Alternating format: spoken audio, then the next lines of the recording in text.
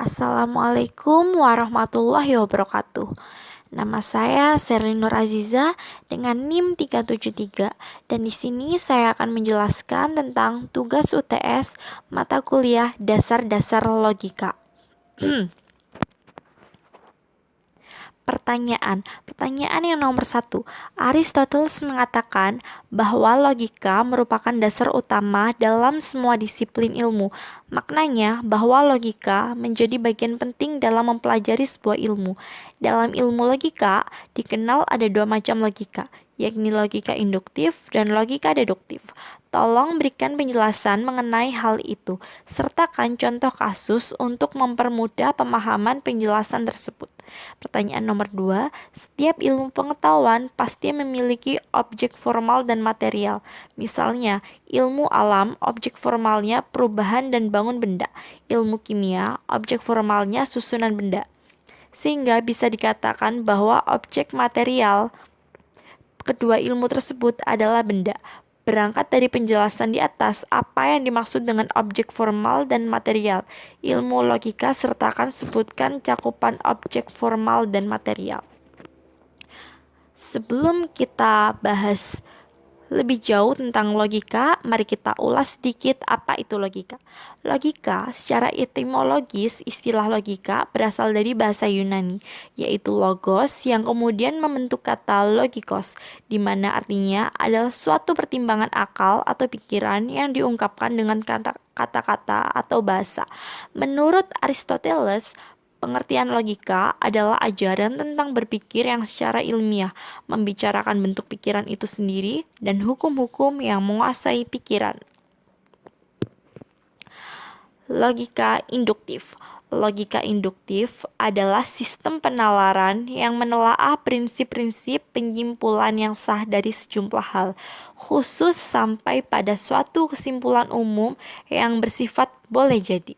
Pemakaian logika induktif ini berbahaya karena bisa terjadi terlalu cepat mengambil kesimpulan yang berlaku umum, sementara jumlah kasus yang digunakan dalam premis kurang memadai.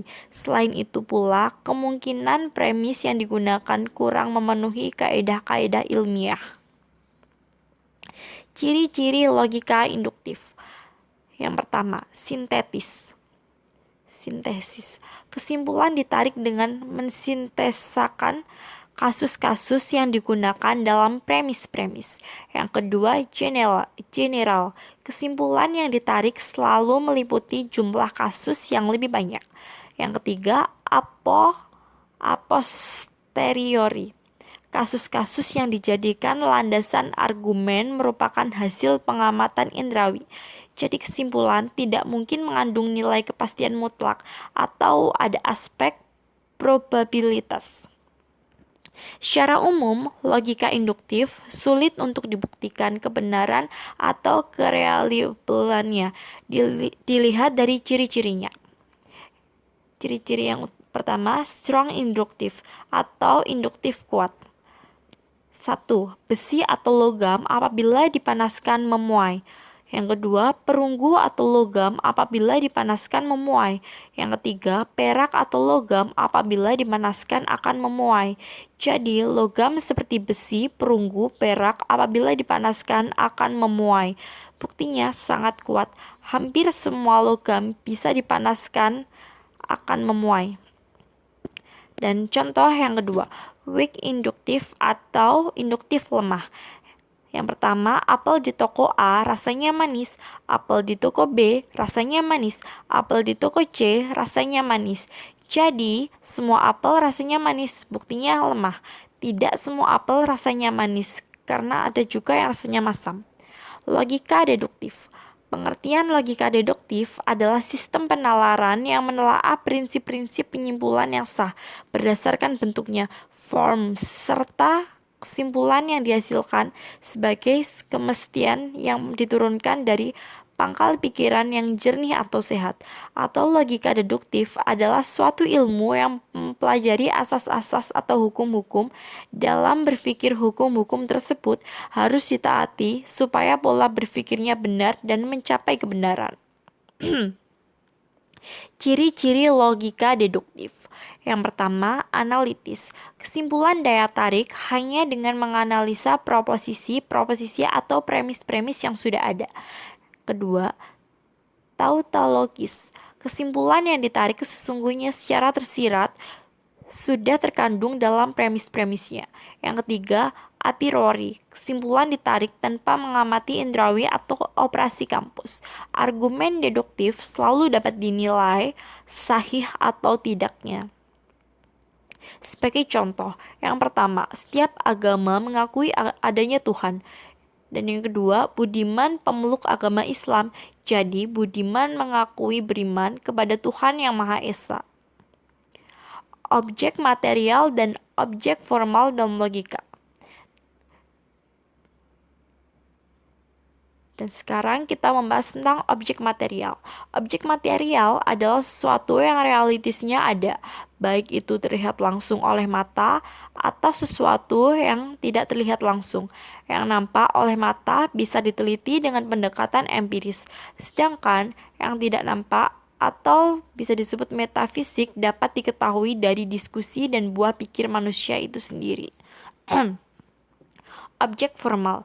Objek formal adalah cara yang digunakan untuk menghindari ilmu itu sendiri atau perspektif yang digunakan seseorang untuk memahami dan melihat objek-objek. Sifat dari objek formal adalah empiris. Singkatnya, jika objek material adalah sesuatu yang dipelajari, sedangkan objek formal adalah cara yang digunakan untuk mengetahui sesuatu atau pengetahuan itu sendiri. Dalam objek formal ada dua bagian, yaitu spesifikasi dan perspektif.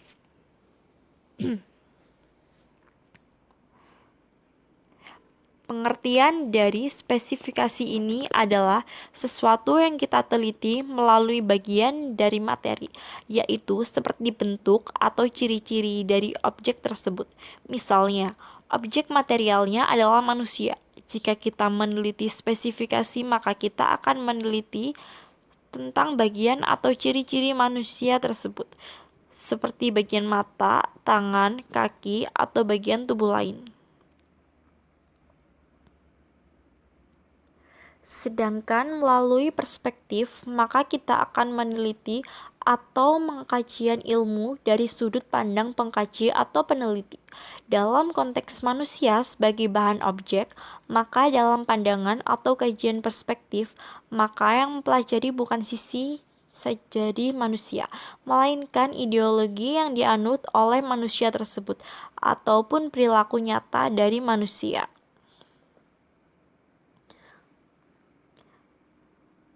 Terima kasih dan wassalamualaikum warahmatullahi wabarakatuh.